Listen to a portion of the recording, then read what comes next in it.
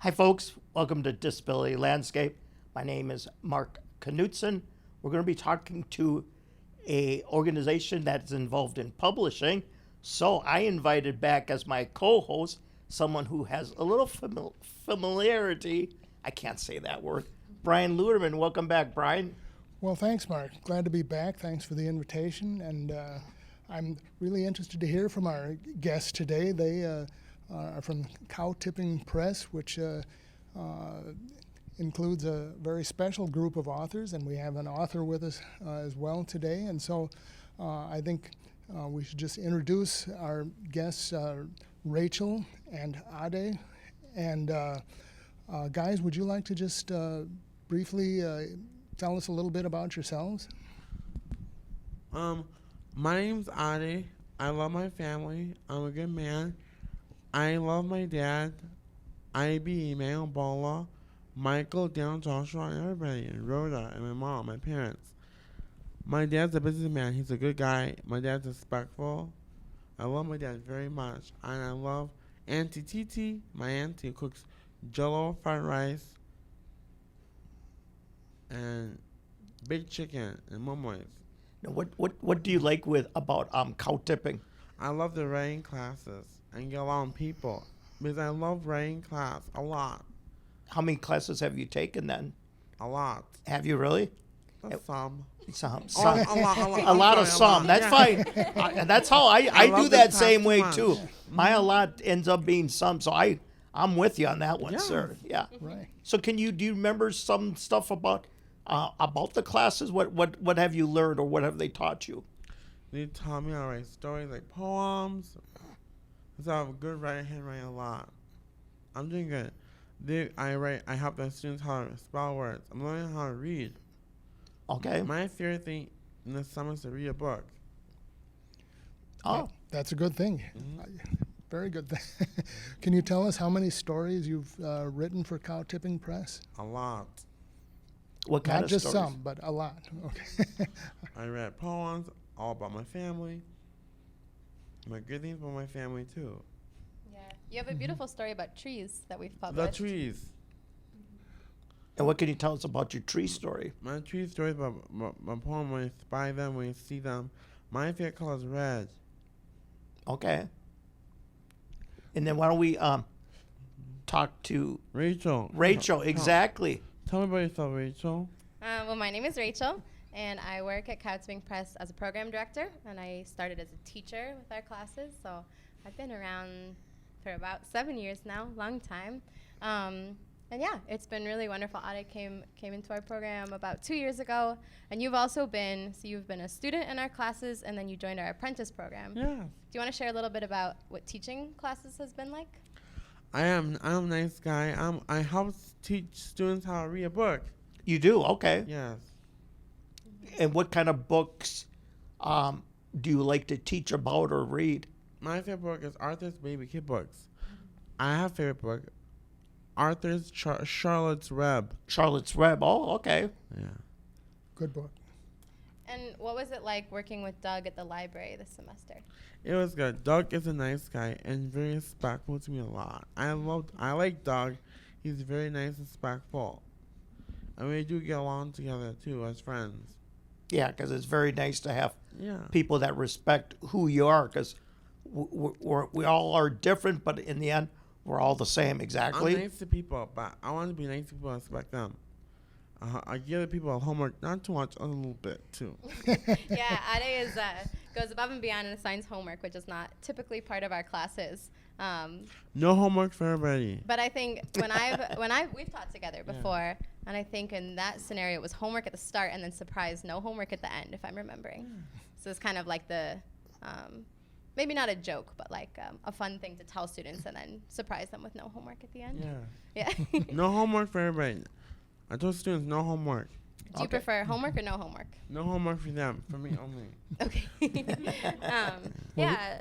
Oh, sorry. Well, Rachel, I'm interested in Cow Tipping Press. Could you maybe take a step back and just tell us a little bit about the press and how it helps people put out their stories, what you do with those stories? Yeah, for sure. So we run creative writing classes in partnership with disability service orgs, so day programs, group homes, some school transition programs and libraries, all for adults with developmental disabilities. And in our classes, we do, like Ade said, poetry, fiction, nonfiction, sometimes drama or journalism, and we're working on really capturing the stories and perspectives and voices of people with disabilities, printing them in books, and then we celebrate our books in the community, and actually we have some events coming up. And Ade, do you want to speak to what for you kind of the mission of Katabing is, or why we do this writing and publishing? Because we write so hard and we write sports to about books, stories in the newspaper, and books, Katabing Press. Yeah, and kind of in the same vein of why, we're really grateful to be here today and excited to be sharing our work and voices with folks on your channel, is because I think a lot of times when we look at media, whether it's, children's books or news shows or, newspapers, and we don't often see a lot of stuff by people with disabilities, and I think even in... And especially developmental. Especially, intellectual developmental disability. A lot of times even when you're reading, Sins Invalid or Disability Visibility or some of these big disability justice books that are really prominent in kind of forward-thinking disability justice activism, there's a lot of kind of disclaimers about how it was hard to include people with developmental disability or intellectual disability in those writings and in those conversations. And so for us, it's really important to encourage people without disabilities and without people who don't normally engage with people with intellectual developmental disabilities to both engage with these people and kind of a multitude of stories and perspectives, to celebrate the stories. A lot of times, I think the work we're publishing is really innovative in a lot of ways, and we have a kind of exact words only model of transcription. So anybody who uses words can take our classes. We have a lot of authors who aren't traditional readers or writers. And so our stories take some kind of interesting forms in terms of prose and structure and kind of maybe seemingly nonsensical tracks or alternative tracks to kind of answering prompts that a teacher might give. And a lot of times, so we're encouraging people to read these, to celebrate creativity in a community, and to kind of seek out inclusion more broadly in our media and beyond in the world. So that's what we're about. I would imagine with the different authors that you have, they all have their different abilities in that.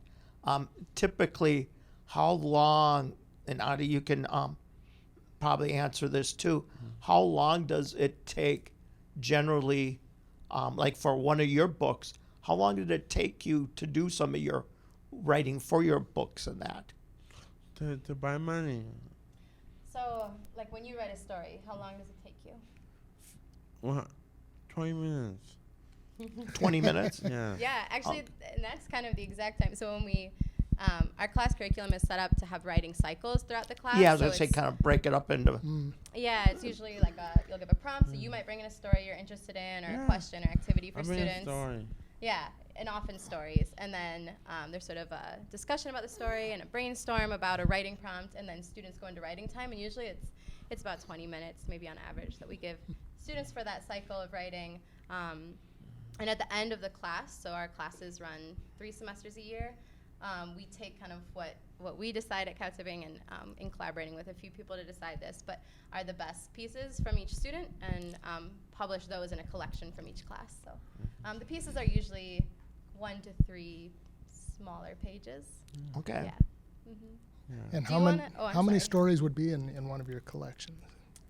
Usually say about 20, maybe on average. Okay, and these are stories of all types that would be in Yeah. and so 20, yeah. Yeah, what kinds of stories would you say are in our books? And the zoo and lion team. Mm-hmm. It shows my book. My colors, like my favorite color is red. When I was 5, I picked red color.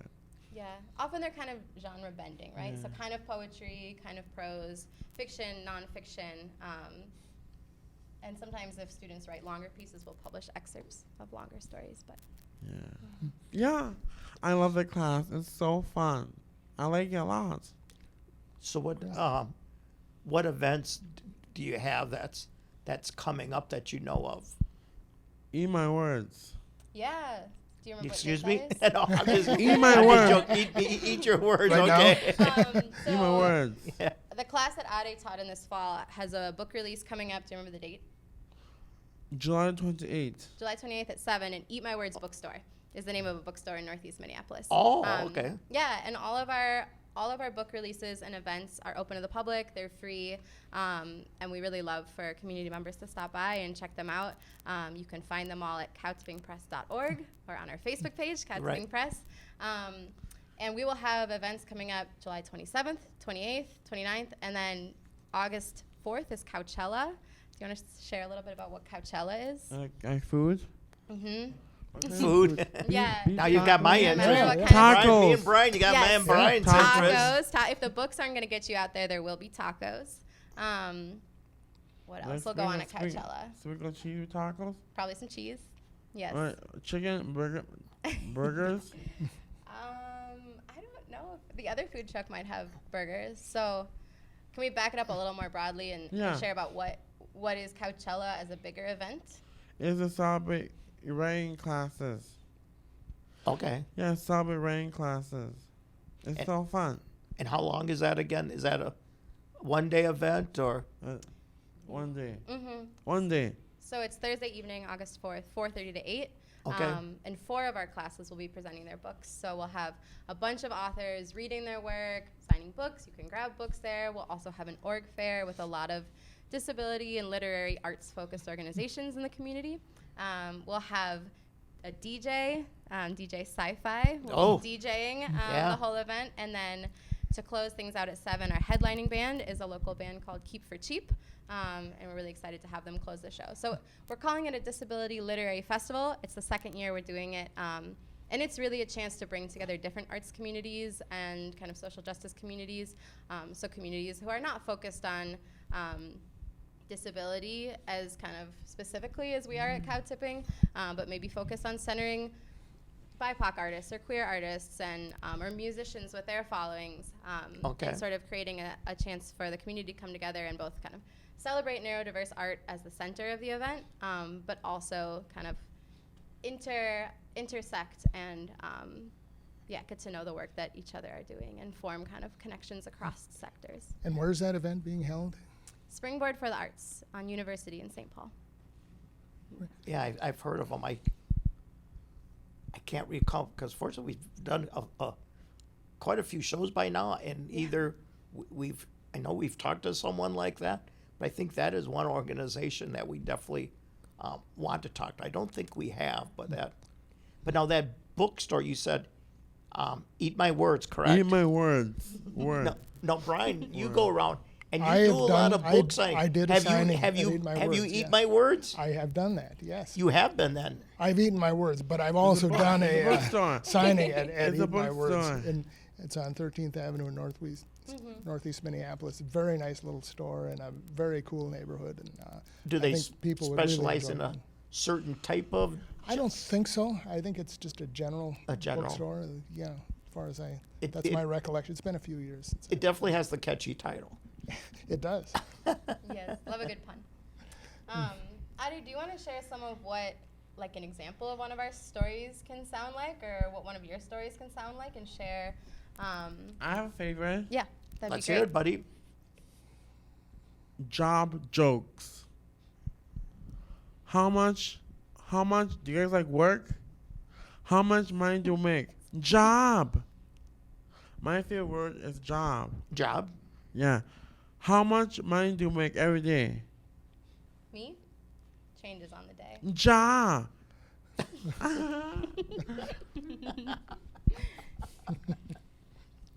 What's your favorite thing? My favorite thing. You don't know? I have to think about it. What's your favorite thing? Write words. Write stories. Writing stories. Yeah. I like writing stories. I also like dancing. I love dancing too. Hmm. What's your favorite color? Green. Red. My favorite red. Now, I'm sorry. I was just saying with Cow Tipping Press, how big of a organization, staff? Yes.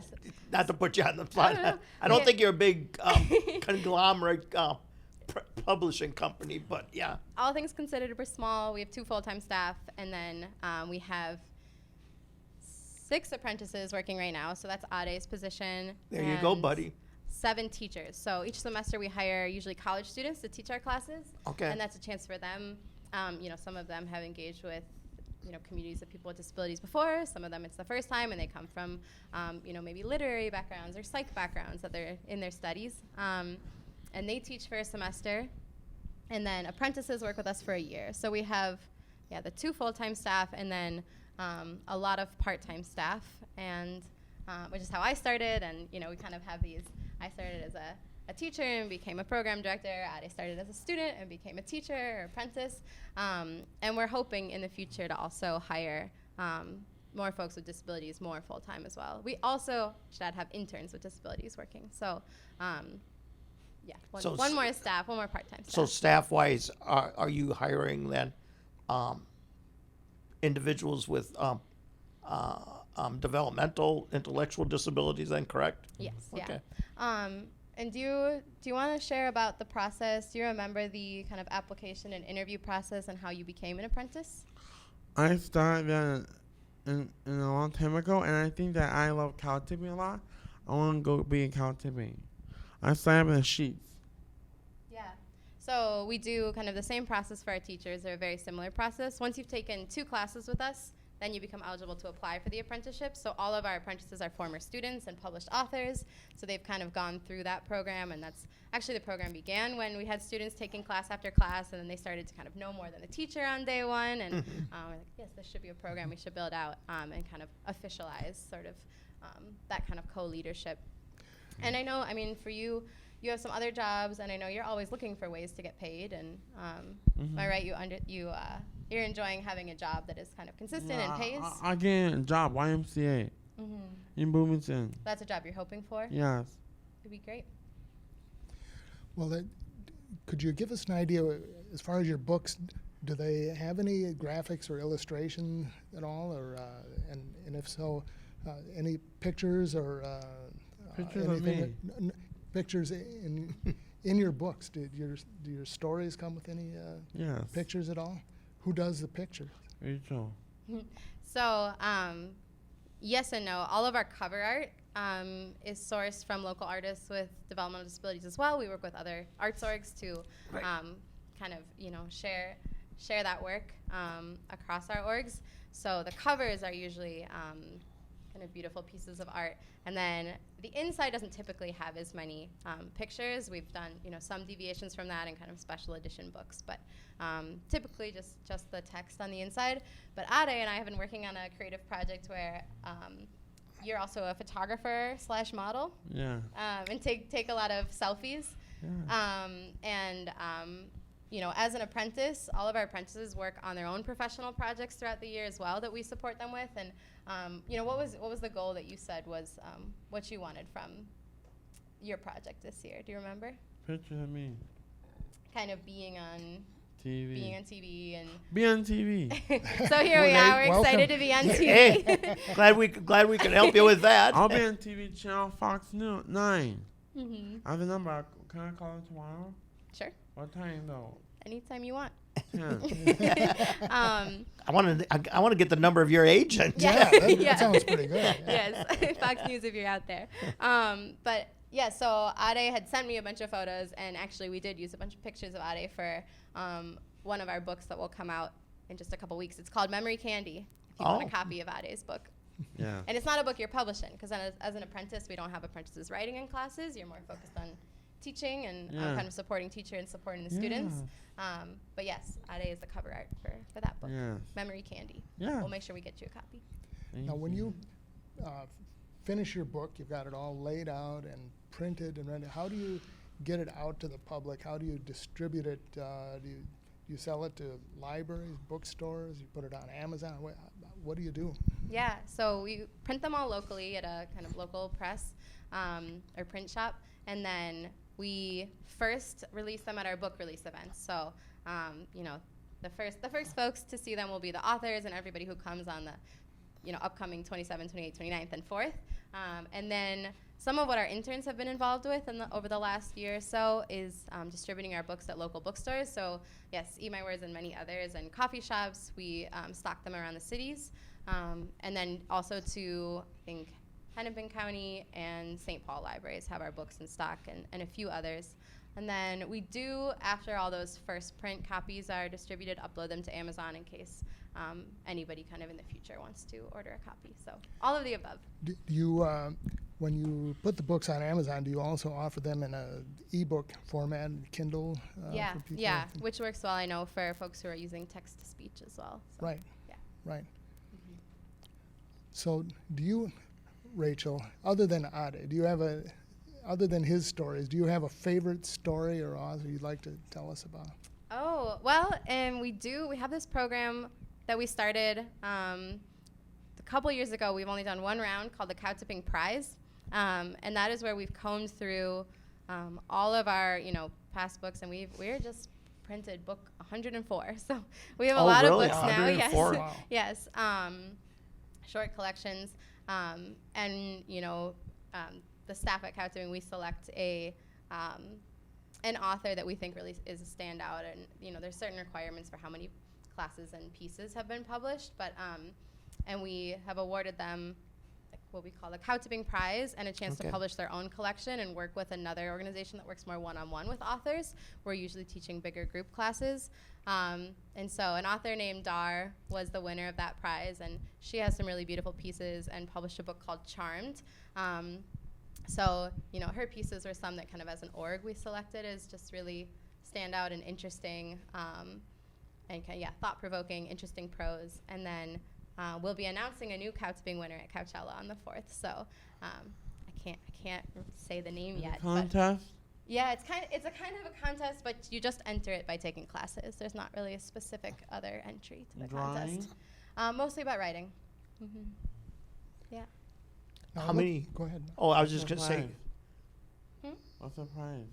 The prize is a chance to... I agree. Let's get to the good stuff, hey. The prize is a chance to take classes one-on-one and publish your own book, and then celebrate it at, kind of the next year's big event. How many books do I you get a publish? paycheck for that?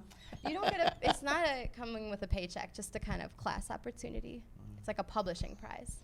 Hey, Adi, Yeah. do you know how many books Cow Tipping Press, how many books do you think they publish each year? Do you know by chance, sir? A lot. A lot. A lot. Correct.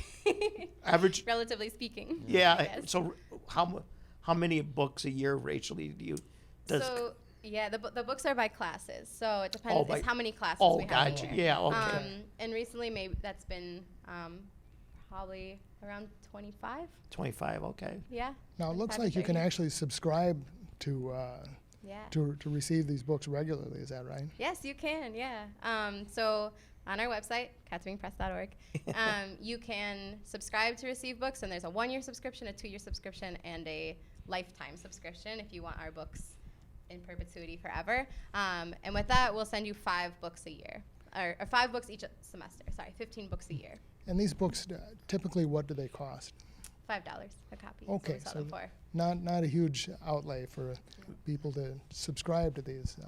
Yeah, and our our mission really is to share their work, and we wanted to reach as many people as possible. Right, We've yeah. loved when college classes and high school classes have taught our books. There's a curriculum we have for middle school classes if they want to talk about disability history and disability justice in the context of reading some of our creative pieces.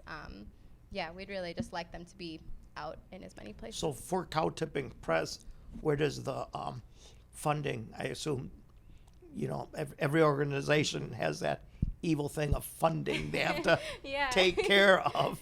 Yeah. Where does the funding generally come for Cow Tipping Press? It's a mix of things. We're not a state-funded org, Okay. so we operate Yeah. kind of independently of that.